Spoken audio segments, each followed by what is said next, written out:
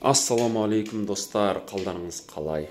Бүгін сіздермен бөлісе кететін керемет күшті инсайтым ол адамның өзін өзі басқаруы, контролировать етуі. Ол қалай?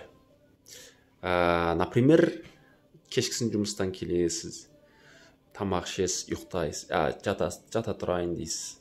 Сол жата тұрайын деген кезде сіз примерно бір нәрсені болжайсыз. Адам өзі негізі болжайды. Сенің қазіргі жағдайың осын бұрынғы істеген ісіңнің жемісі. Сол емес пе? Сол секілді сен қазір жатсаң, сен білім алынбай қалады. Сен қазір жатсаң, Құран оқылмай қалады, ерініп тұрасың барлығына. Сондай нәрсені көп байқадым да.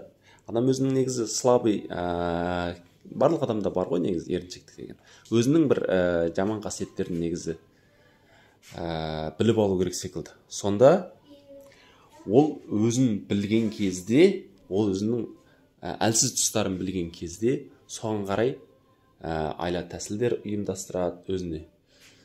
Содан қорғанудың жолдарын іздейді. Уақытын босқа өткізіп алмау, көп нәрсе бар. Мен қазір тәттіні жесем, менде артық салмақ пайда болады деген көп ол. Сол секілді айта берсек, ондай нәрселер көп. Соны байқадым. Демек, адам өзінің әлсіз жерін дереу байқау керек. Соны жазып алу керек. Бұл да бір менің өзіме келген өте бір білім десем де болады. Өзім тәжірибемнен өткіздім. Бірақ өте күшті. Ал ауырмаңыздар, сырқамаңыздар, тек қана сәттілік алға.